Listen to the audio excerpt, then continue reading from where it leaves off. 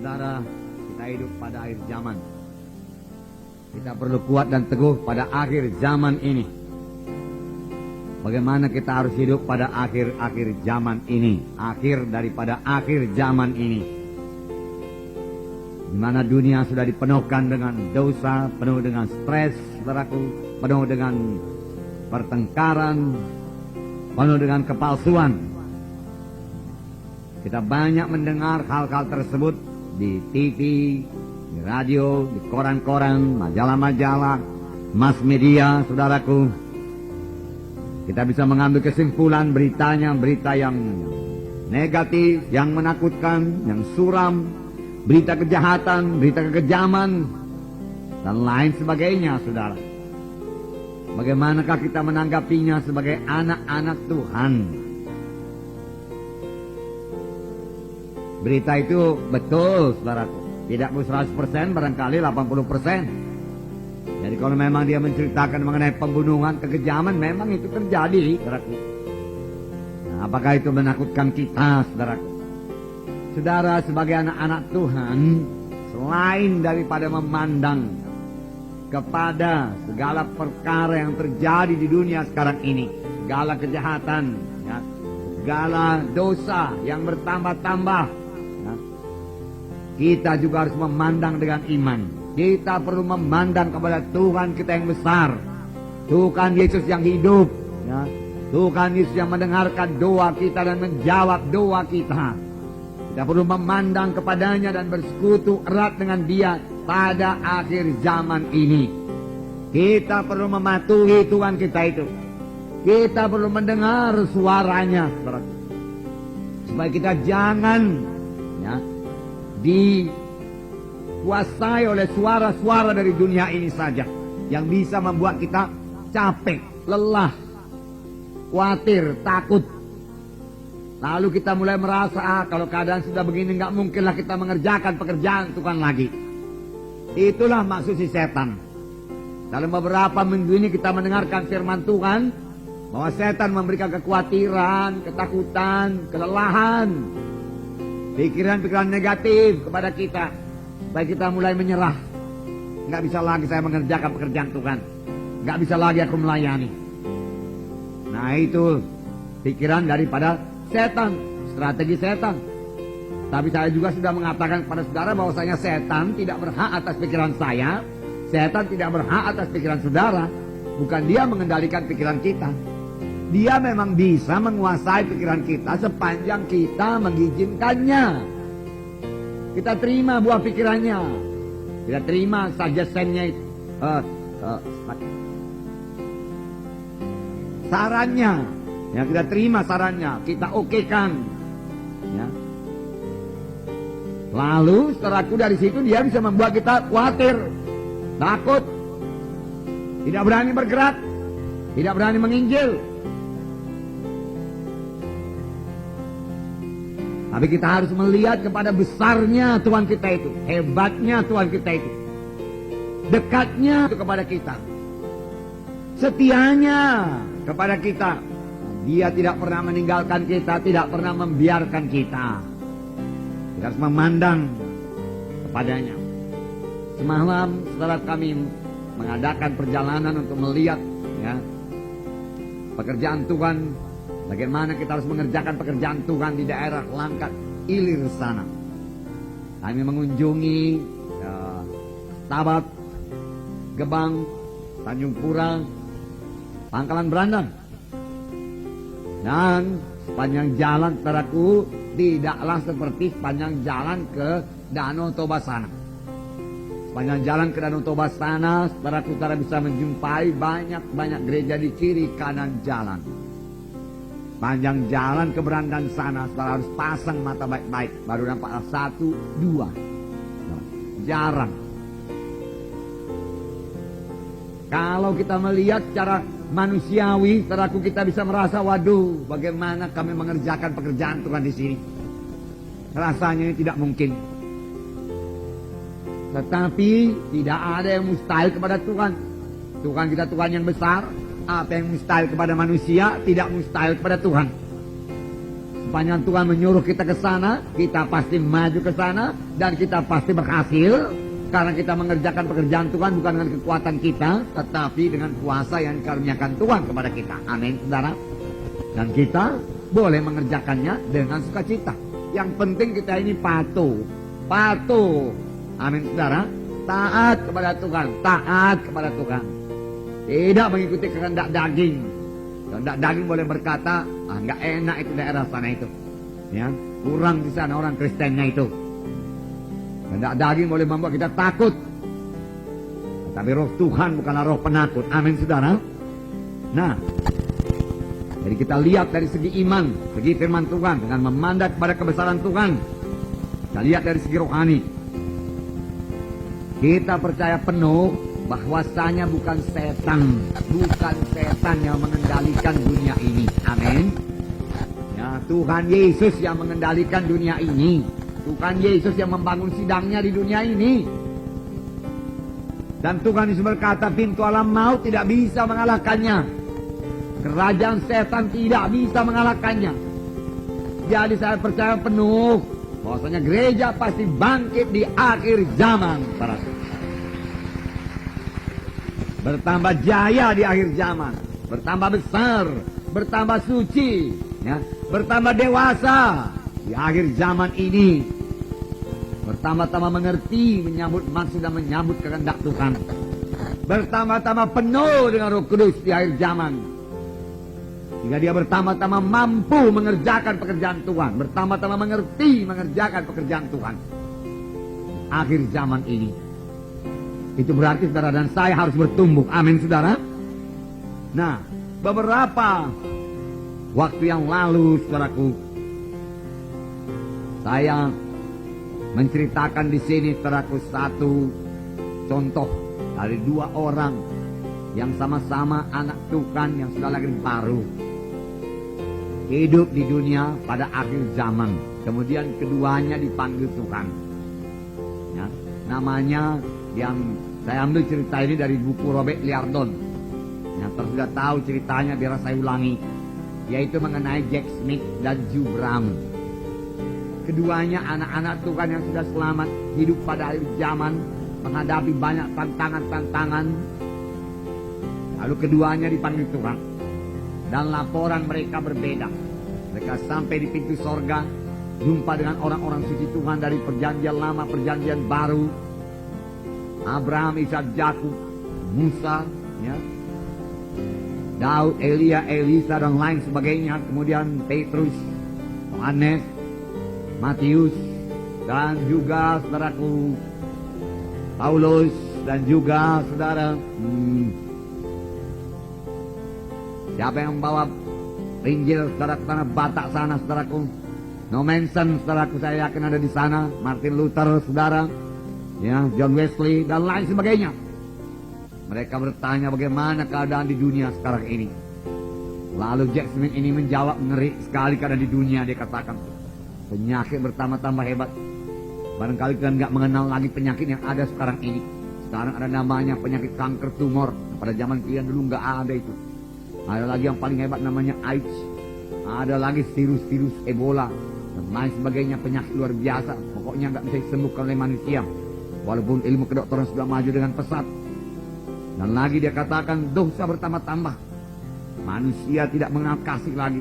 Tipu daya penuh dalam manusia, dia katakan. Payah sekarang mempercayai apa dijanjikan oleh manusia. Dan walaupun ilmu pengetahuan sudah bertambah-tambah, tambah banyak pula orang percaya pada dukun. Banyak pergi ke dukun. Ada dukun namanya dukun AS. Kelewang sampai membunuh 42 orang dikatakan. Ya. Nah, ada pula pengajaran sesat-sesat yang membunuh ratusan orang. Luar biasa, dia katakan luar biasa. Syukurlah kami sampai ke surga, syukurlah di tempat ini bisa senang tidak seperti di bumi, dia katakan. Polusi di mana-mana, dia katakan. Hawa sudah rusak. Banyak orang berpenyakit asma, lain sebagainya. Dan juga rumah tangga banyak yang bercekcok, banyak yang bercerai. Dan tambah lagi niaya bertambah-tambah pada orang Kristen sekarang di bumi. Syukurlah sampai kita ke surga ini, dia katakan. Puji Tuhan, puji Tuhan. Ya, masuk surga tanpa membawa berkat apa-apa tanpa membawa saudara hasil pekerjaan. Kira selamat seperti menerusi lautan api. Tapi selamat juga dianugerah Tuhan Yesus. Maunya jangan demikian kita selamat. Amin saudara. Membawa berkat-berkat sepenuh berkas-berkas gandum, berkas-berkas gandum ke gudang Allah. Puji Tuhan saudara. Nah, inilah pengakuan Jack Smith. Semua negatif. Rupanya selama dia hidup di dunia ini, dia hidup dalam ketakutan, kekhawatiran. Dia ditekan oleh setan. Jadi dia tidak bisa berbuat apa-apa, tidak bisa menginjil. Dia memandang kepada persoalan melulu. Dia tidak memandang kepada kebesaran Tuhan. Dia tidak memandang kepada kuasa Roh Kudus yang bisa membebaskan dia. Dia tidak memandang pada kuasa firman Tuhan yang menjanjikan hal-hal yang menang kepadanya. Rupanya dia kurang belajar daripada firman Tuhan. Kurang duduk di bawah kaki Tuhan. Kurang bersekutu dengan Tuhan. Oleh sebab itu dia memakai pikirannya. Tapi ada satu lagi Joe Brown. Dia berkata memang betul itu. Apa yang dikatakan saudaraku itu dia katakan. Di dunia.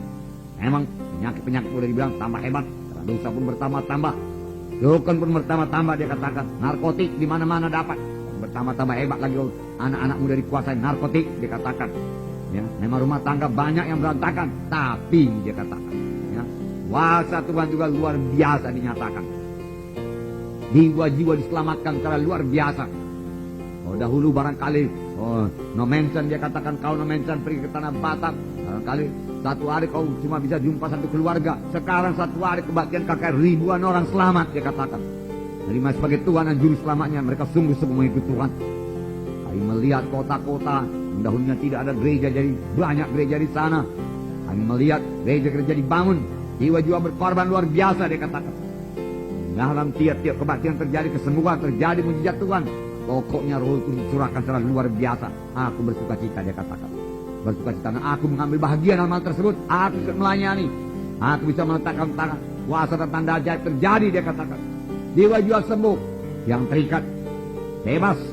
Bahkan banyak yang sembuh daripada kanker tumor dia katakan. Mujizat Tuhan sungguh-sungguh hadir. Luar biasa. Enak sekali melayani. Sangat menggairahkan melayani di bumi pada saat ini. Sayang Tuhan memanggil ke sorga dia katakan. Tapi demikian aku bersuka cita juga. Dua pandangan sekarang. Saya melihat banyak orang dibebaskan yang terikat narkotik, terikat ganja. Kami berdoa meletakkan tangan dia bebas. Amin saudara. Percayakah saudara?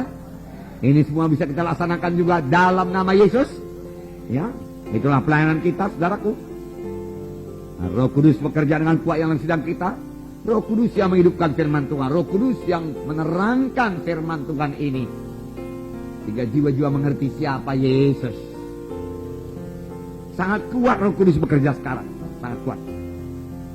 Saya melihat doa mahasiswa-mahasiswa sangat luar biasa. Ya, tidak perlu didongkrak-dongkrak lagi. Ya. Doa. Payah mengaminkan. Ya, waktu kami mau berangkat ke Pangkalan Berangan, saya pikir berdoa sebentar saja. Banyak berdoa, terus mereka berdoa dalam roh. Terima kasih Tuhan, katakan kau sudah pimpin perjalanan, sudah berikan kemenangan kepada kami Tuhan. Nanti kami bertemu dengan jiwa-jiwa dan gereja mau akan dibangun di kota-kota yang kami lalui Tuhan. Haleluya Tuhan, haleluya, amin Tuhan, haleluya. Roh juga, berdoa yang lain. Ya, ya. Sekarang kami berangkat Tuhan dalam nama Yesus. Bungkus kami dengan garis roh setan iblis pergi ikuti oleh jamak kami dalam nama Yesus. Semua roh jahat saya usirkan dalam nama Yesus. Makanya saya pikir sudah amin lah ini. Belum juga amin saudaraku. Terus juga dia berdoa.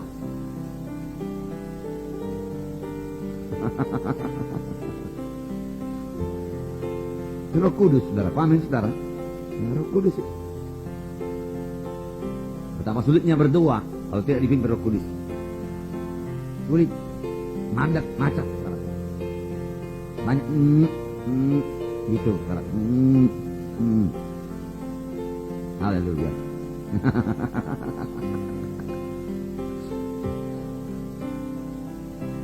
Saudaraku, ya, Jack Smith ini tidak melihat Tuhan yang besar, Tuhan yang hidup, Tuhan yang dekat. Saudaraku, rasakanlah persekutuan dengan Tuhan Yesus yang begitu dekat dengan saudara. Patuhilah dia saudara. Sehingga saudara tidak mempunyai pikiran negatif. Sama seperti Jack Smith itu. Ketakutan, khawatir. Bagaimana membangun gereja kalau begini? Ya. Beberapa anak Tuhan datang kepada saya dan berkata, gereja di Medan Timur begini kata orang. Jadi kau mengharap macam mana, saya katakan. Hai Pak Munte, selamat datang di Medan Timur, gereja sudah dibangun, puji Tuhan, dia katakan. Dari orang dunia ini yang diharap, saudara. Akan ada tantangan, saudara, amin, saudara. Tapi Tuhan telah memberikan kita kemenangan, amin. Dan kita akan kebaktian di sana.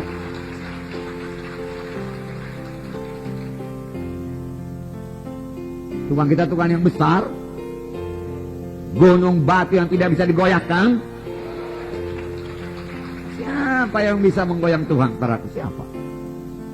Tidak ada, saudara. Tadi pagi saya berdoa kepada Tuhan, saya baca itu buku Mazmur itu, saudara. Tuhan itu gunung batu, kota bentengku, dia katakan. Dia membuat kakiku kuat, berjejak pada gunung batu. Dia mengikat pinggangku untuk berperang, mengalahkan lawan-lawanku. Aku berseru kepada Tuhan, dikatakan. Walaupun tali-tali maut telah melilit aku berseru kepada Tuhan. Dan dia mendengar dari baiknya. Lalu Tuhan menjawab, goncanglah bumi, dia katakan. Goyanglah bumi. Lalu kecil bumi ini, Tuhan. Lalu kecil. Entah sekecil apa itu jalan pasti. Kok kita bisa pusing soal itu? Kita bisa mengaturkan demikian saja beres ini. Soal yang kita kerjakan pekerjaan Tuhan. Pekerjaan Tuhan.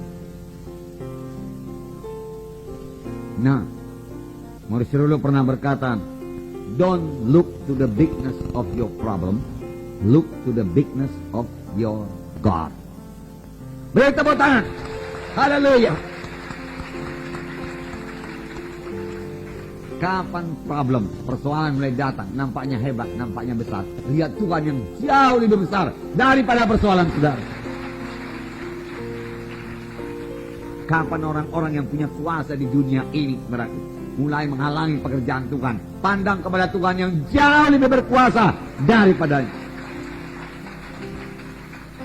Saudara, sebelum Tuhan Yesus naik ke sorga, dia mengucapkan satu perkataan yang sudah biasa saudara dengar. Tapi pada hari ini Roh Kudus menghidupkannya kepada saudara.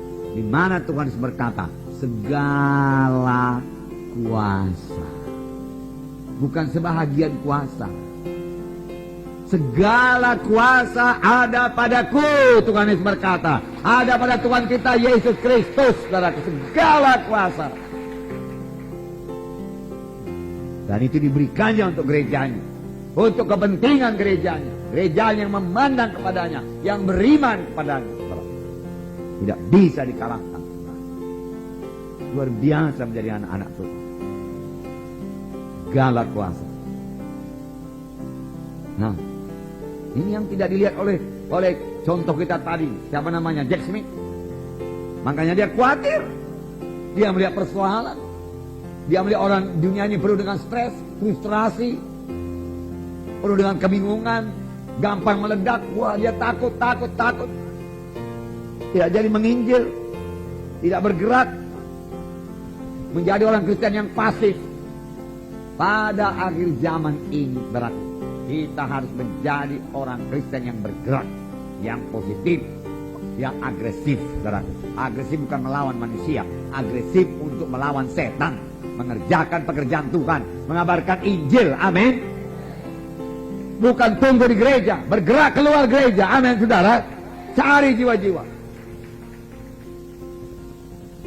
Saudara, waktu tamu kita dari Singapura melihat anak-anak Tuhan di kota Starbucks, saya pikir itu bersaksi kesana kemari, memberikan perata, bahkan ada yang memperdamaikannya di pinggir jalan. Dia heran. Dia juga pendeta-pendeta di Singapura. Dia berkata kepada saya, luar biasa. Saya akan menantang jemaat saya untuk melakukan seperti ini. Street witnessing, dia katakan. Bersaksi di jalan-jalan. Seperti kalian. Tidak heran gereja kalian bertumbuh. Wah, Tuhan Yesus mengabarkan ini di jalan-jalan, saudara. Tuhan Yesus bahkan menyembuhkan orang di tengah jalan, saudara. Udahkah kita melaksanakannya, saudara? Di manakah Bartimeus bertemu dengan Tuhan? Di gereja kah, saudara pikir? Tidak. Di tengah jalan dia berseru, Yesus, dia katakan. Apa yang kau kehendaki, Tuhan berkata. Aku melihat. Bawa dia kemari, Tuhan berkata. Bartimeus menanggalkan jubahnya dan datang kepada Tuhan Yesus. Apa yang kau mau perbuat padamu? Aku mau melihat, Tuhan. Meletakkan tangannya. Aku melihat. Pekerjaan-pekerjaan yang kerjakan akan kamu kerjakan. Hidupkan terus dalam hati saudara. Bisa. Bisa. Bisa, Tuhan. Bisa. Saya suka cita melihat saudara mulai bersaksi di jalan-jalan dan mulai berdoa. Saudara maju selangkah-langkah, kalau dia sakit doa, kalau letakkan tangan, sembuhkan dalam nama Yesus. Dia akan sembuh. Dan dia akan berkata, di mana kebaktian kita? Oh, di sini belum ada, tapi kita akan membuka. Dan dia bisa menjadi Lydia. Lydia dalam Kisah Rasul membuka rumahnya ke tempat kebaktian. Amin, saudara. Masih banyak Lydia-Lydia pada zaman modern yang mempersiapkan rumahnya untuk pekerjaan Tuhan, saudara.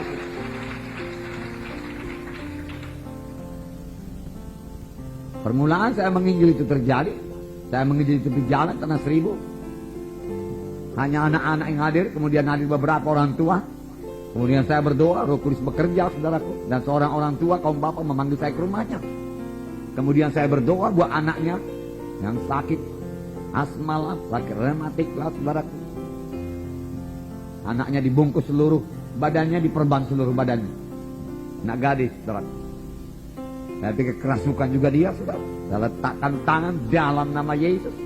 Dan dia sembuh. Dan memberikan rumahnya untuk kebaktian. Dengan mujizat, dengan kuasa Tuhan. Dengan kuasa dan tanda ajaib. Nah, firman Tuhan berkata, bagaimanakah keadaan pada akhir zaman? Dalam Matius itu, Matius 24. Matius 24 ayat 38, saya membacakan pada saudara. Ayat 37. Sebab sebagaimana halnya pada zaman Nuh, demikian pula halnya kelak pada kedatangan anak manusia. Sebab sebagaimana mereka pada zaman sebelum air bah itu makan dan minum, kawin dan mengawinkan, sampai kepada hari Nuh masuk ke dalam bahtera. Dan mereka tidak tahu akan sesuatu sebelum air bah itu datang dan melenyapkan mereka semua. Demikian pula lah halnya kelak pada kedatangan anak manusia.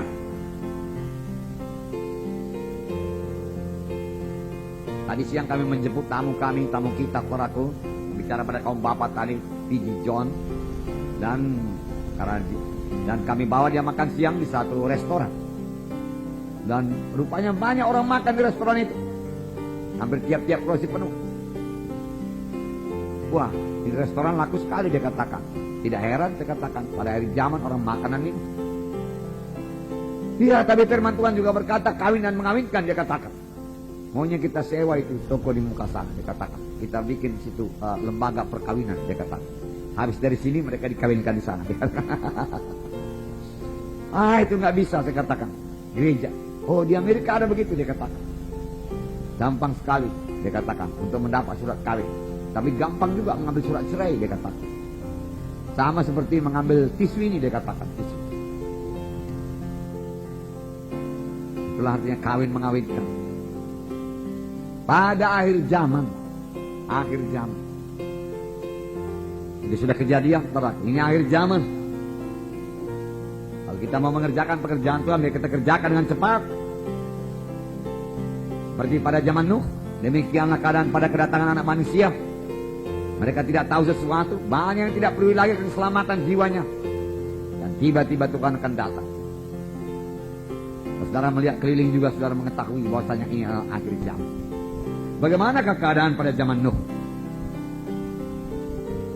Saya bacakan pada saudara sebentar. Dan apa yang kita perbuat? Kejadian pasal 6 ayat 5. Kejadian pasal 6 ayat 5. Ketika dilihat Tuhan bahwa kejahatan manusia besar di bumi dan bahwa segala kecenderungan hatinya selalu membuahkan kejahatan semata-mata, maka menyesallah Tuhan bahwa ia telah menjadikan manusia di bumi, dan hal itu memilukan hatinya. Ayat 9. Inilah riwayat Nuh. Nuh adalah seorang yang benar, puji Tuhan, seorang yang benar dan tidak bercela. Amin, saudaraku, tidak bercela. di antara orang-orang sejamannya. Dan Nuh itu hidup bergaul dengan Allah. 3 perkara yang sangat menonjol dalam hidup Nuh. Nuh tidak ikut-ikut dengan orang pada zamannya.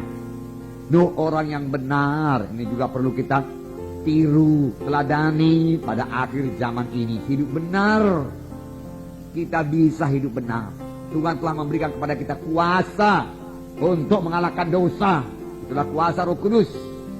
Dengan otoritas Roh Kudus, dengan kuasa Roh Kudus yang dalam kita, kita bisa mengalahkan setiap dosa. Amin, saudara. Mengalahkan setiap dosa. Kita bisa hidup benar, hidup suci. Kita tidak hamba dosa lagi. Kita hamba kebenaran sekarang.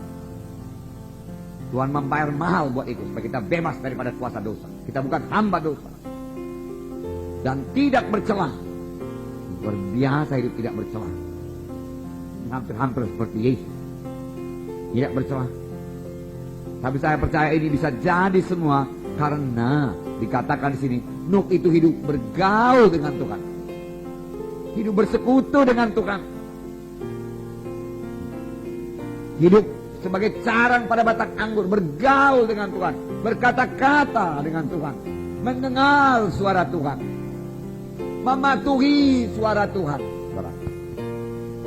melaksanakan kehendak Tuhan. Alangkah indahnya hidup yang demikian pada akhir zaman ini. Memang saudara akan menerima aniaya, menerima ejekan, menerima olokan, dikata-katain, sama seperti Nuh juga dikata-katain, diejek. Mereka menganggap Nuh itu enggak normal lagi. Kenapa enggak mau senang-senang hidup dalam dunia ini? Kenapa capek-capek menguras tenaga membangun satu bahtera yang luar biasa besarnya? Yang makan waktu ratusan tahun pula, makan biaya yang luar biasa. Dan gila kau Nuh, orang berkata. Mari kita bersenang-senang. Tuhan itu Tuhan yang baik. Dia sudah memberkati bumi ini.